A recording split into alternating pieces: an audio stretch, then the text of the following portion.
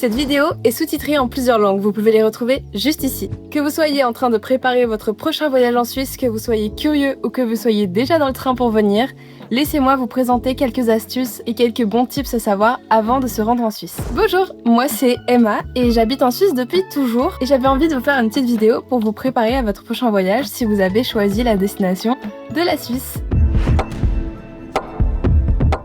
Nous n'utilisons pas la même monnaie que tous les autres pays, nous utilisons les francs suisses. Parfois les euros sont acceptés mais ils sont pas toujours à un cours très chouette, donc préférez vraiment de retirer un petit peu de cash avant de venir. La carte bancaire est acceptée quasiment partout. Vous n'aurez pas forcément besoin de cash à part dans des petits endroits, des petits restaurants en haute montagne ou des fois pour acheter certaines choses où vous aurez un montant minimum avant d'utiliser la carte. Mais la plupart du temps, vous pourrez vous en sortir avec la carte bancaire partout. Vous verrez très souvent ce symbole et ça, c'est notre PayPal à nous.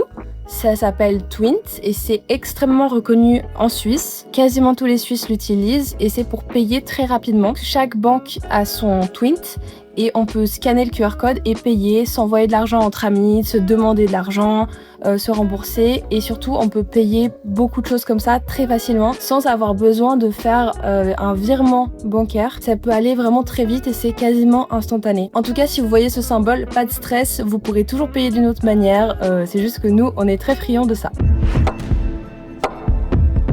Dernière chose concernant les prix, oui, les prix sont chers.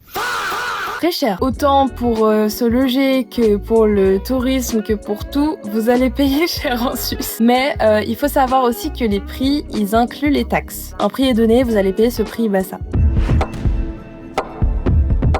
Parlons maintenant des transports. Si vous venez en avion, vous serez certainement arrivé à Genève aéroport ou à Zurich. Et depuis là, vous aurez une multitude de choix qui s'imposeront à vous. Le taxi fonctionne très bien chez nous, bien qu'il soit assez cher. On a aussi l'application Uber qui est assez démocratisée. Normalement, vous trouverez toujours un chauffeur. Vous pouvez également louer une voiture de location. Il y a pas mal de parkings en Suisse, mais c'est pas toujours garanti d'avoir des places. Dans le sens où si vous allez dans une petite ville, ça peut être compliqué pour vous parquer. Nos parkings, ils sont quasiment toujours payants. La plupart du temps, si vous trouvez une place, elle est souvent numérotée et vous devrez chercher un truc qui ressemble à ça.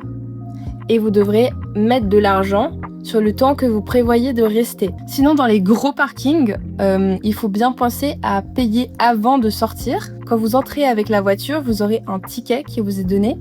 Et avant de ressortir du parking, il faudra bien passer par des grosses bornes comme celle-ci qui acceptent très souvent les cartes. Mais s'il y a un transport à privilégier en Suisse, c'est bien évidemment les transports publics. En Suisse, on a les CFF qui sont les transports publics. On a plusieurs types de trains. On a ceux qui vont à haute vitesse et qui vont faire des grosses villes, notamment les Intercities. Si vous venez par exemple à Genève aéroport et que vous voulez vous rendre à Zurich, vu que c'est deux grosses villes, ils vont faire le trajet assez rapidement. Ensuite, on a les interrégiaux. C'est aussi pour faire plusieurs grosses villes, mais ils vont s'arrêter à plein de grosses villes. Et après, pour des villes un tout petit peu plus petites, on a ce qui s'appelle les régios express. Donc ils vont faire plusieurs petits arrêts. Et ensuite, on a des plus petits trains qui vont faire des petits villages. On a également des trains un peu tourisme qui vont aller en montagne ou à des endroits particuliers. Et ces trains-là, ils sont assez jolis. En vrai, je vous conseille de le faire si vous aimez regarder la vue. Et sinon, on a tout ce qui est bus. Donc pour ça, je vous conseille vivement d'installer l'application CFF avant de venir, de regarder un peu comment ça fonctionne. Donc pour acheter un ticket, vous pouvez le faire via cette application CFF, mais vous pouvez aussi en acheter à des bornes qui sont présentes dans les grandes gares. Sinon, dans les grandes gares, vous trouverez des guichets avec des personnes qui pourront vous aider à choisir le meilleur tarif. Il existe des tickets justement pour voyager et visiter la Suisse. Donc, renseignez-vous auprès de ces guichets. Ça peut être plus simple pour vous et moins de stress. Au niveau des langues, vous le savez peut-être, mais on a 4 langues officielles en Suisse. On a le français, on a l'italien, le suisse-allemand et le romanche. Chaque Suisse ne parle pas forcément les 4 langues. Par exemple, moi, j'ai appris le français, c'est ma langue maternelle. On m'a appris l'allemand et non pas le suisse-allemand à l'école. Et sinon, on nous apprend tous l'anglais à l'école. Pour ce qui est du tourisme, ne vous en faites pas, vous arriverez à parler anglais quasiment partout en Suisse. Bonne nouvelle, chez nous, l'eau est potable. Que vous soyez dans un hôtel, dans un appartement, peu importe, l'eau est potable. Même normalement dans les restaurants, quand vous allez aux toilettes publiques, l'eau est potable. Donc ça, c'est vraiment chouette. Et plus vous allez en montagne, plus vous aurez de l'eau fraîche et trop bonne. Si l'eau n'est pas potable, vous verrez absolument ce petit panneau qui écrit bien « eau non potable ». Parlons un petit peu nourriture, si vous avez envie de vous restaurer. On a évidemment plein de restaurants comme le monde entier. Les cuisines ferment plus tôt que ce qui est annoncé en horaire de fermeture. Très important, on n'est pas aux États-Unis, donc il n'y a pas de tips. Il n'y a pas les 15%, les 20%, toute cette histoire. S'il y a un prix, il y a un prix, c'est comme ça. Par contre, si vous avez vraiment aimé le service, par exemple la personne était très souriante, était gentille avec vous, vous avez bien aimé l'endroit, vous avez bien mangé, c'est assez courant de laisser une petite pièce de monnaie entre 2 et 5 francs. Vous pouvez laisser un peu plus. Vous n'allez pas paraître pour un gros méchant si vous laissez pas de pourboire, mais vous allez plutôt paraître pour un gentil si vous en laissez un. C'est plutôt comme ça que ça fonctionne chez nous. Et dernière chose par rapport au restaurant, si vous voulez boire de l'eau gratuitement, il n'y a pas tous les restaurants qui font gratuitement, mais la plupart vous donneront de l'eau gratuitement. Mais attention, si vous demandez juste de l'eau, ils vont vous apporter très souvent une bouteille d'eau qui sera payante. Donc il faut demander soit une carafe, soit de l'eau du robinet. La plupart du temps, ils estiment que les touristes ont plus l'habitude de boire dans des bouteilles parce qu'il y a beaucoup de régions et de pays dans lesquels l'eau n'est pas potable directement. Donc ils vont privilégier de vous servir de l'eau en bouteille. Si vous voulez un peu sauver votre budget, demandez de l'eau du robinet ou une carafe. Encore par rapport au restaurant, les réservations. Pas tous les restaurants acceptent les réservations, mais très souvent c'est conseillé surtout le vendredi soir et le samedi soir. Et dans les endroits un peu prisés. Pour rester dans le sujet de la nourriture, on va parler des courses cette fois. Si vous avez loué un Airbnb ou si vous avez simplement un petit creux, on a plusieurs grandes enseignes pour faire ces courses, mais les plus connues et les plus suisses, c'est Coop et Migros. Attention aux horaires de fermeture de ces enseignes. Il faut savoir qu'en Suisse, il y a tout qui est fermé le dimanche. Quasiment tout. Certains musées ou attractions peuvent être ouvertes, justement pour le tourisme, mais vraiment la plupart du temps, tout est fermé le dimanche. Donc si vous avez faim et que vous n'avez pas prévu, il faut aller en station-service. Ce qui est internet, etc., faites bien attention. Nous, on a des prises suisses, donc il faudra bien prévoir un adaptateur pour tous vos types d'appareils. Également, vérifiez avant de venir votre abonnement mobile, parce que la Suisse ne fait pas partie de l'Union européenne, même si on se situe sur le continent de l'Europe.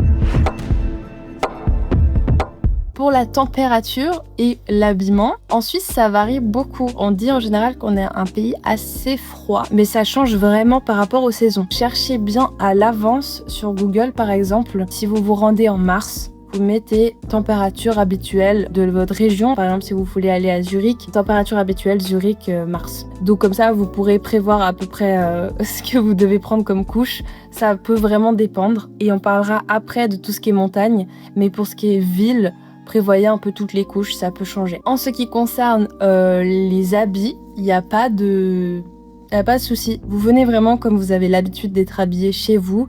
On a un pop qui est très ouvert, il n'y a pas trop de soucis là-dessus. On ne juge pas vraiment le style vestimentaire.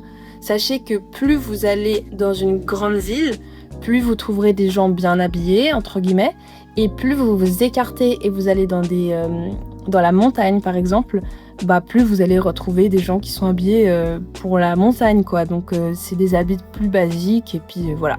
Donc peut-être le seul truc à savoir, c'est mettez pas une robe à paillettes et des talons si vous vous rendez dans un refuge en montagne, et sinon tout va très bien.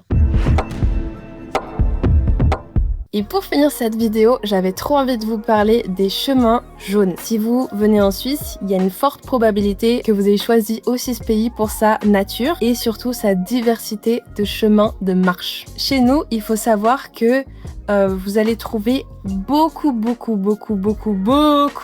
de chemins pour marcher. La plupart du temps, vous allez trouver des petits panneaux jaunes. Il suffit de les repérer dans la ville, mais vraiment, vous avez qu'à marcher 5 à 10 minutes, mais même pas 5 minutes, peu importe où vous vous trouvez dans la Suisse, vous cherchez un peu et vous trouverez un panneau jaune. Des fois, c'est juste un petit panneau comme ça, et des fois, c'est carrément un nid de panneaux jaunes avec plusieurs endroits qui vous indiquent où aller. Il y a plusieurs catégories de chemins.